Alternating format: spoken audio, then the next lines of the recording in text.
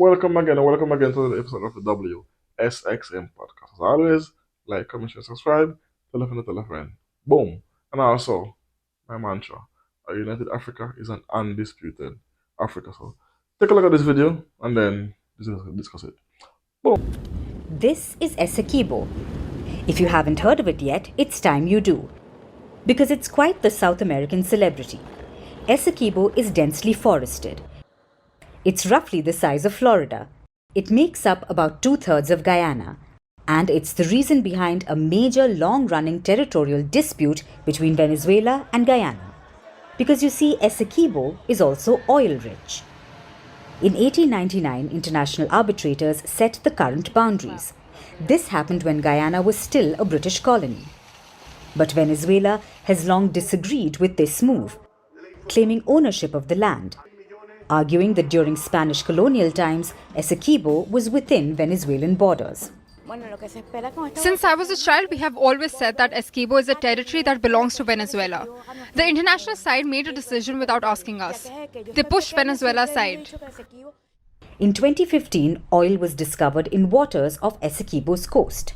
In September this year, Guyana held an auction for companies to bid for exploration licenses there. This heightened tensions tremendously, and now Venezuela is brimming with fury.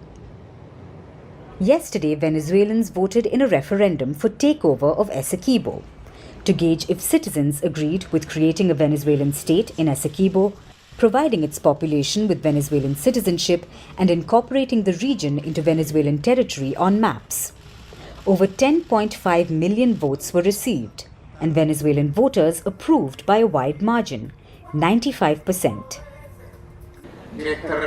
This referendum has been historic for the national union it has achieved among all Venezuelans. Today there aren't winners and losers inside the country. The only winner is the people of Venezuela and Venezuela's dignity and sovereignty. The only losers are the government of Guyana, US oil company ExxonMobil and the North American empire. This is ours, ahead with the Essequibo. The importance of this referendum is that Essequibo is ours and we have to defend the territory that historically belongs to us. Venezuela is hailing this as an overwhelming victory, but Guyana has denounced it as an attempt at annexation. Guyana's president claimed there's nothing to fear. The International Court has also warned Venezuela.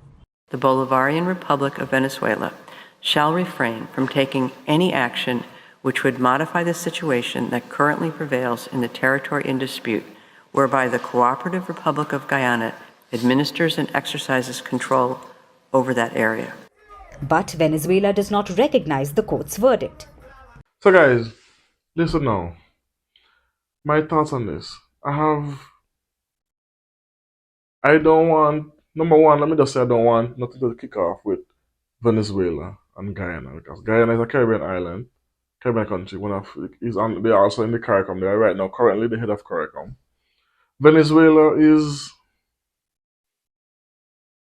it's a troubled country. Let's put it that way. It's like they are like something like Cuba. They're heavily sanctioned. Their economy is shot. It's doing horrible. But this conflict is not only because of the oil that Guyana recently is discovered and actually in the process of mining, because the American company, I think it's Exxon, is in the country trying to siphon this oil. This way, Venezuela is an oil-rich country as well, but again, because of heavily sanctioned and bad governance, it also is not doing too good. So, but this dispute have been going on for years. I'm not talking about minimum 3 to 4 decades. This have been going on with back and forth between Venezuela and Guyana for this piece of plot of land, property that each country is claiming is theirs. Me personally, I don't know much about Guyana history or Venezuela history to comment on it. I just find it odd that this is stepping up at this moment when is it because of the oil, or is it because America is trying to push or instill this destabilization so they can get control of the oil? Which is it? the international court got involved and saying that Venezuela is wrong and blah blah blah. But I don't really listen to the international court either because the international court does not sanction America for anything. Anything at all America do or does or have done, the ICC never say anything to the Americans or to the French or to the Germans or to any other country. It's only Caribbean islands they like to sanction and do court cases and African countries and also part of like if Afghanistan, the Iraq, the those countries, Afghanistan, Afghanistan's Russia, all those countries. But if it's once you're in the European Union, ICC don't touch you or say anything to you, which is make them null and void to be an special what's the word? They're an attack dog for the West and for the European Union. Attack everyone else except them because they have done the worst things when it comes to human rights. I don't even want to get into that right now. But let me know what you think about this conflict. I don't know. As I said, I don't know much about it, so I can't say too much on it. But if anyone who has the knowledge of the history of this piece of land between Guyana and Venezuela, hit me up with an email or let me know in the comment section about it, and then I'm gonna try to do some more research to see if I can come back and talk about it after. Boom.